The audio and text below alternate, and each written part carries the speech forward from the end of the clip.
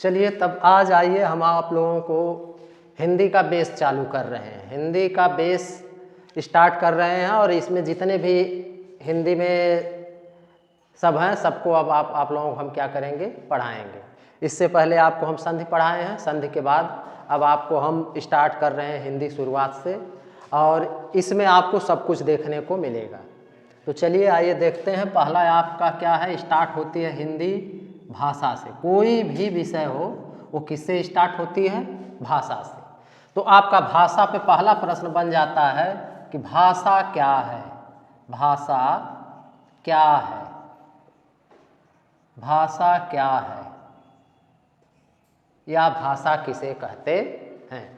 तो अब भाषा के बारे में आप लोग दो शब्द जान लीजिए कि हम लोग शुरू से लेके पाषाण काल से लेके अब तक जितना भी हम लोग विकास किए हैं और पूरी दुनिया ही जितना विकास कर रही है वो सब किसके माध्यम से कर रही है, भाषा के माध्यम से कर रही है। अगर भाषा हम एक दूसरे की समझते हैं तभी जाके हम अपनी बात दूसरे तक पहुंचा पाते हैं, दूसरे की बात अपने तक हम समझ पाते हैं। अगर हम एक दूसरे की भाषा ना समझें तो हमारा जो संप्रेषण है वो क्या हो जाएगा, रुक जाएगा। इसलिए भाषा का किसी भी क्षेत्र में, विकास के क्षेत्र में भाषा का बहुत ही अहम रोल है। अगर हम चंद्रमा पे, सूर्य पे जा रहे हैं, मंगल पे जा रहे हैं तो उसका एक कारण, सबसे बड़ा कारण क्या है, भाषा।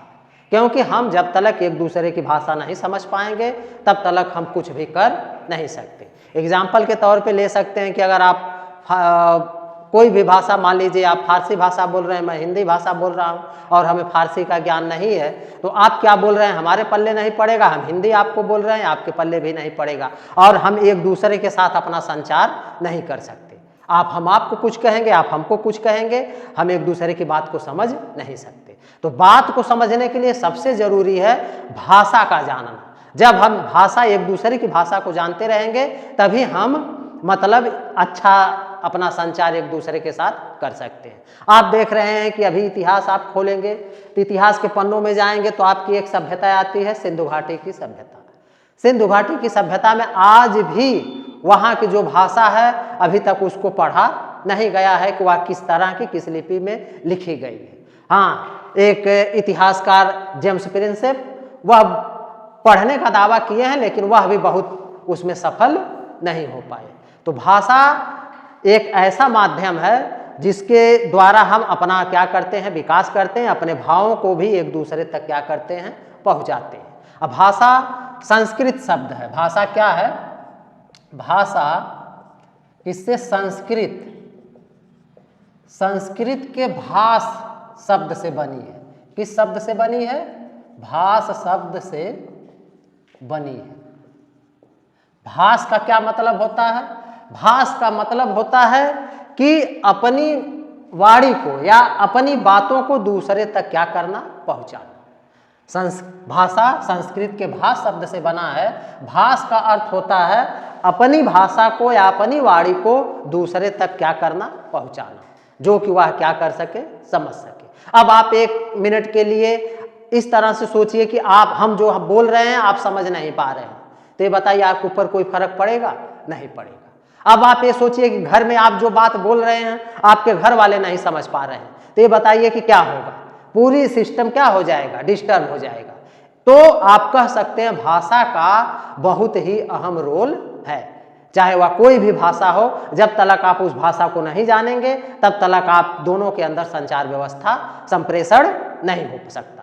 तो भाषा जो है हमेशा, भाषा जो है हमेशा एक दूसरे के संप्रेषण का क्या बनती है, कारण बनती है। संप्रेषण का मतलब होता है कि अपनी बात को दूसरे तक क्या करना, पहुंचाओ। तो भाषा वाली बात आप लोगों की समझ में आ गई कि भाषा का मानव की जिंदगी में बहुत बड़ा क्या है, रोल है। भाषा अगर नहीं होगी तो हम लोग अपना कोई भी काम नहीं कर सकते। और भाषा, हम जो भाषा बोल रहे हैं वह सामने वाले को भी क्या करनी चाहिए, आनी चाहिए। एग्जाम्पल के तौर पे आप एक गेस करिए कि अपने घर में आप कुछ भाषा बोल रहे हैं और जो जानने वाले हैं कोई दूसरी भाषा जान रहे हैं। अब आप सोचिए कि आपकी जिंदगी कैसी रहेगी, एकदम डिस्टर्ब हो जाएगी, क्योंकि आप कुछ मांगेंगे वो कुछ देंगे। अभी आप लोग दक्षिण भारत चले जाइए, केरला कर्नाटका चले जाइए, वहाँ अगर हम लोग यहाँ की भाषा बोलें तो वहाँ के लोग नहीं समझ पाएंगे और वहाँ की भाषा हम लोग नहीं समझ पाएंगे। लेकिन आने जाने से अब मान लीजिए कि वो संचार व्यवस्था हो गई है कि हम लोग वहाँ के समझ जा रहे हैं और वहाँ वाले हम लोगों का समझ जा रहे हैं। तो भाषा का बहुत ही अहम रोल है किसी की मतलब इंसान की ज़िंदगी में। भाषा अगर नहीं होगी तो हम कोई भी अपना विकास नहीं कर सकते। विकास के लिए एक दूसरे की भाषा को जानना क्या है, जरूरी है। फिर इसके बाद आपका है भाषा की प्रकृति। क्या आता है? भाषा की प्रकृति। भाषा की प्रकृति कि भाषा की प्रकृति कैसी है, भाषा की प्रकृति कैसी है। प्रकृति का मतलब होता है स्वभाव। प्रकृति का मतलब क्या होता है? स्वभाव या मिजाज कह सकते हैं, मिजाज। ठीक। भाषा की प्रकृति कैसी है? प्रकृति का मतलब कि उसका स्वभाव कैसा है, जो भाषा है उसका स्वभाव कैसा है, उसका मिजाज कैसा है। तो आप सिंपल तरीके से सोच सकते हैं कि हमारे यहाँ की कोई हिंदी भाषा है तो हमारे यहाँ की हिंदी भाषा है, कहीं की अंग्रेजी है, कहीं की फ्रेंच है, कहीं की स्पेनिश है, कहीं की चाइनीज़ है। अलग अलग जगहों की अलग अलग क्या है? भाषा है। तो भाषा के प्रकृति में आप सिर्फ इतना जानिए कि भाषा का स्वभाव कैसा है। तो भाषा समय देश काल के अनुसार क्या करती रहती है? बदलती रहती है। भाषा समय देश काल के अनुसार क्या करती रहती है? बदलती रहती है। समय समय पे उसका विकास क्या करता रहता है? होता रहता है। ठीक। तो भाषा की प्रकृति में आपको सिर्फ इतना जानना है कि इसका स्वभाव कैसा है, इसका मिजाज कैसा है। तो स्वभाव का मतलब हो गया कि आप कहेंगे कि भाषा स्थान समय और काल के अनुसार समय समय पे क्या करती रहती है?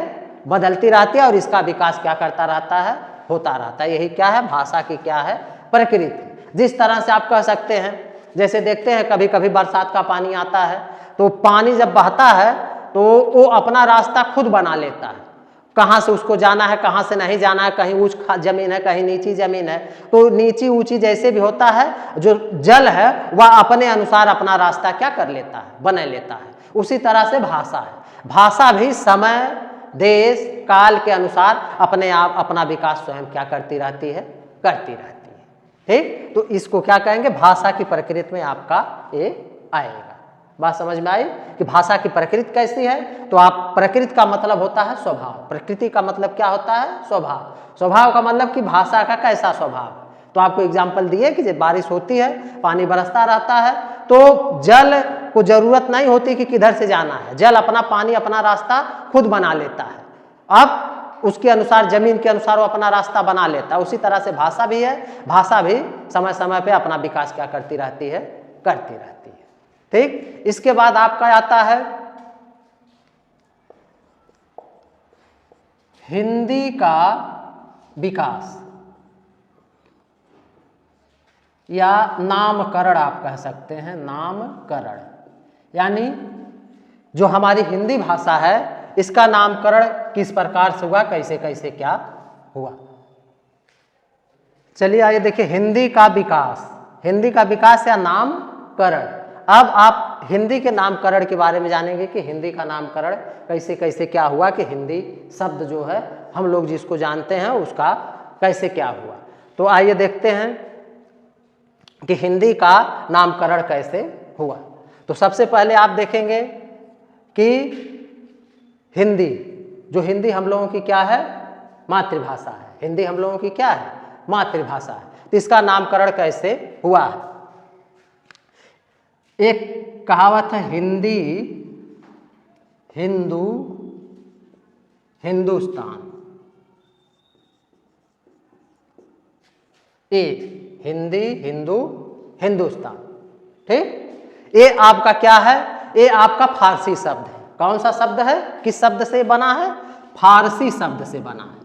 फारसी शब्द है। हिंदी हिंदू हिंदुस्तान, ये आपका कैसा शब्द है? फारसी शब्द है। कौन सा शब्द है? फारसी शब्द है। अब हिंदी का विकास देखिए 13वीं शताब्दी में। किस शताब्दी में? 13वीं शताब्दी में। 13वीं शताब्दी में सबसे पहले सर्वप्रथम फारसी के कवि हैं। किसके कवि हैं? फारसी के कवि हैं औफी। कौन है? औफी। इन्होंने हिंदी के लिए हिंदवी, किस शब्द का प्रयोग किया? हिंदवी शब्द का सर्वप्रथम प्रयोग किया, सर्वप्रथम प्रयोग किया। ठीक। अब आपका 13वीं शताब्दी में फारसी के जो कवि हैं औफी महोदय, इन्होंने हिंदवी शब्द का क्या किया? प्रयोग किया। ठीक। किस शताब्दी में? 13वीं शताब्दी में। 13वीं शताब्दी में औफी महोदय ने किस शब्द का प्रयोग किया? हिंदवी शब्द का प्रयोग किया। औफी इल्तुतमिश के शासन का, इतिहास में आप जाएंगे गुलाम वंश पढ़ेंगे तो गुलाम वंश में एक शासक है आपका इल्तुतमिश, कुतुबुद्दीन ऐबक, उसके बाद कौन आता है आपका? इल्तुतमिश। इल्तुतमिश के शासनकाल में औफी महोदय थे। किसके शासनकाल में थे? इल्तुतमिश के शासनकाल में थे। इन्होंने सर्वप्रथम 13वीं शताब्दी में हिंदी के लिए कौन सा शब्द प्रयोग किया? हिंदवी शब्द प्रयोग किया। औफी किसके कवि थे? फारसी के कवि थे। 13वीं के बाद अब आपका आ जाएगा 16वीं शताब्दी में। किस शताब्दी में? 16वीं शताब्दी में। 16वीं शताब्दी में अब दूसरे कवि आए। औफी वहां हो गया। औफी अपना कथन बोल के किए कि हिंदी के लिए कौन सा शब्द प्रयोग किए? हिंदवी शब्द प्रयोग किए। लेकिन 16वीं शताब्दी आपका आते आते 16वीं शताब्दी में आपका जायसी, कौन कवि आते हैं? आप हिंदी में पढ़े होंगे, मलिक मोहम्मद जायसी, नाम आप लोग सुने होंगे, मलिक मोहम्मद जायसी। तो जायसी ने हिंदी के लिए किसका प्रयोग किया? ये भी किसका प्रयोग किए? हिंदवी का। किसका प्रयोग किए? हिंदवी का प्रयोग किए। किसका प्रयोग किए? हिंदवी का प्रयोग किए। कौन? जायसी। किस शताब्दी में? 16वीं शताब्दी में। और जायसी आप इतिहास पढ़ेंगे तो बाबर और शेर शाह इन दोनों के शासनकाल में अपनी रचना किए। कौन? मलिक मोहम्मद जायसी। बाबर के शासनकाल में बाबर गुलाम मुगल काल का क्या था? संस्थापक था। और शेर शाह सूरी, जिसको सूरवंश का क्या बोला जाता है? संस्थापक बोला जाता है। इन दोनों लोग के शासनकाल में मलिक मोहम्मद जायसी ने अपनी रचनाएं की। कौन कौन सी रचनाएं हैं? बाबर के शासनकाल में आखिरी कलाम लिखे। कौन सी रचना इनकी थी? आखिरी कलाम। किसके शासनकाल में? बाबर के शासनकाल में। बाबर के शासनकाल में मलिक मोहम्मद जायसी ने कौन सी रचना की? आखिरी कलाम। और शेर शाह के शासनकाल में कौन सी रचना की? पद्मावत। कौन? पद्मावत। कौन सी रचना की? पद्मावत। किस शताब्दी में? 16वीं। ये मलिक मोहम्मद जायसी आप हिंदी पढ़ेंगे तो उसमें इनका नाम आएगा। ठीक। और ये भी हिंदी के लिए किसका शब्द किए? किस शब्द का यूज किए? हिंदवी शब्द का। ठीक। किसके शासनकाल में ये थे? आपको जानना यह है कि बाबर और शेर शाह। आप कभी कभी इतिहास पूछ देता है कि जायसी का संबंध किससे था, किस शासन के शासनकाल में ये थे, तो आपका यहाँ बाबर और शेर शाह सूरी के शासनकाल में इन्होंने दो रचनाएं की, आखिरी कलाम और पद्मावत। फिर 16वीं के बाद 17वीं शताब्दी में मुसलमान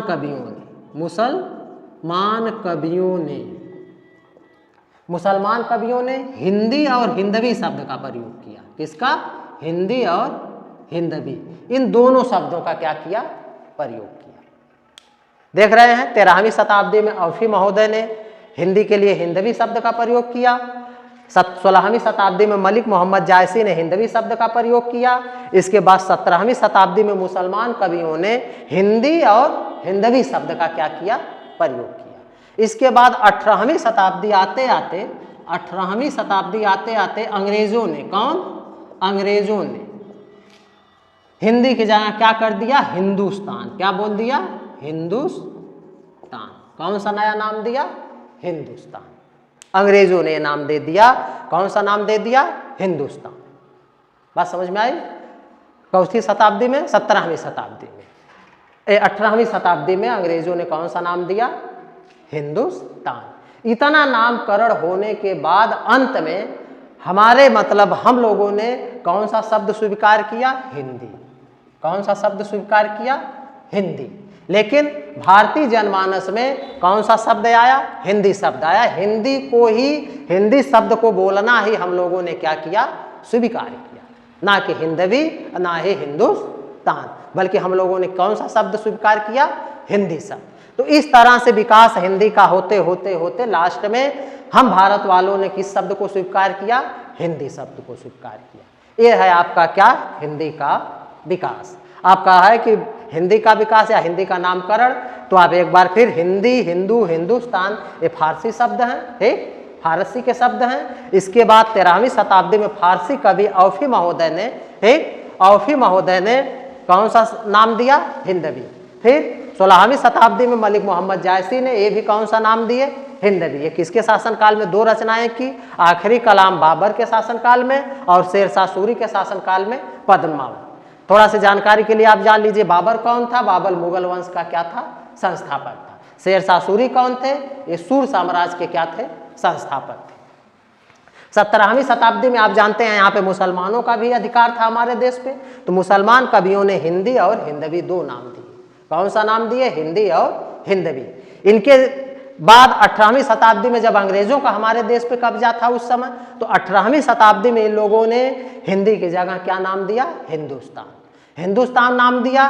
लेकिन इतना नाम होने के बाद हमारे पूरे भारतवासियों पर, भारत की जनता पे, भारत के लोगों पे के दिल दिमाग में कौन सा शब्द छाया? हिंदी शब्द छाया। कौन सा? हिंदी।